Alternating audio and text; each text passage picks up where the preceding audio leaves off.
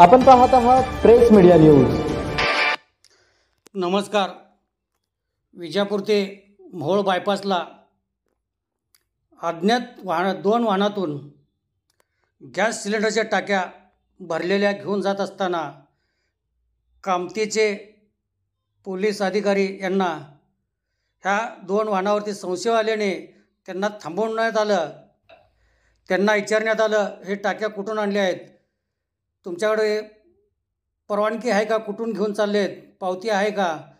त्यावेळेस उडवडीची उत्तर दिल्याने त्यांना संशय डिपार्टमेंटला आल्याने ती दोन्ही गाड्या कामती पोलीस स्टेशनला घेऊन जाऊन चौकशी केली असताना निष्पन्न झालं आहे हे विजापूरमधून गॅस माफ्या काळा बाजारामध्ये विक्री होत आहे। ह्या विक्रीवरती आळा घालण्यासाठी कामती पोलीस स्टेशनचे अधिकाऱ्याने मोठं धाडस करून त्यांच्यावर कारवाई करण्यात आली। पुरवठा अधिकारी डोळे असून आंधळ्याचं सोंग घेतात। मोहोळ तालुक्यात रात्रंदिवस काळ्या बाजारात गॅस सिलेंडर विक्री केली जाते।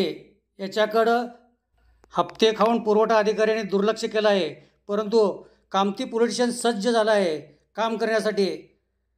एवढी मोठी गॅसचा स्टॉक पकडून कामती पोलीस स्टेशनच्या अधिकाऱ्याने कर्मचाऱ्याने आरोपीला जेलबंद करण्यात यश मिळालं आहे। जनतेतून कामती पोलीस स्टेशनचं कौतुक होत आहे।